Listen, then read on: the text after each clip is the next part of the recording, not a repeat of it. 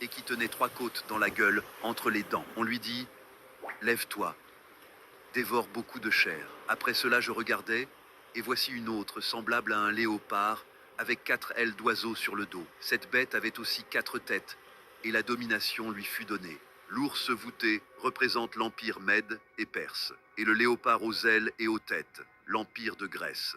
Mais alors survint la 4e bête. L'ange qui accompagne Daniel lui révèle que cette 4e bête représente le 4e royaume sur la terre, un royaume qui sera différent de tous les précédents, et qui dévorera toute la terre. Lisons. Après cela, je regardais dans les visions de la nuit, et voici la 4e bête, effrayante et terrible, très puissante. Elle avait de grandes dents de fer.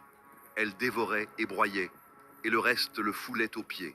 And Jim, is this part of that investigation? Is that winding down at all yet? It is indeed, Jeff. Take a live look behind me. This is what's left of the FBI evidence.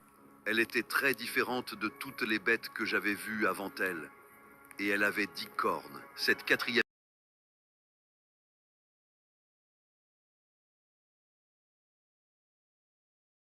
bête représente l'Empire romain, un empire différent de tous les précédents.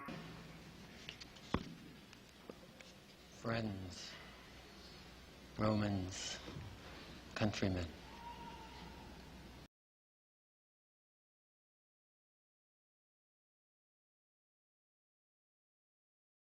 Qui ne se contentait pas de conquérir, il détruisait. Daniel le dit clairement.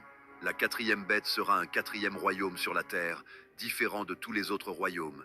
Il dévorera toute la terre, la foulera et la mettra en pièces. And Jim, is this part of that investigation? Is that winding down at all yet? It is indeed, Jeff. Take a live look behind me. This is what's left of the FBI evidence. Rome fut l'empire qui crucifia Jésus, l'empire qui détruisit Jérusalem, l'empire qui régna d'une main de fer, mais qui un jour tomba. Ou peut-être pas, car Daniel vit encore autre chose. Il vit que cette bête ne disparaissait pas tout à fait. Et c'est dans le verset suivant que nous trouvons la première clé de l'Antéchrist. Lisons. Tandis que je contemplais les cornes, voici qu'une autre petite corne surgissait parmi elles. Voici l'Antéchrist. Daniel l'a vu. La petite corne est la figure qui représente l'Antéchrist. Et il ne surgit pas de n'importe où. Il vient directement du 4e empire. Ce ne sera pas un chef extérieur, étranger au système.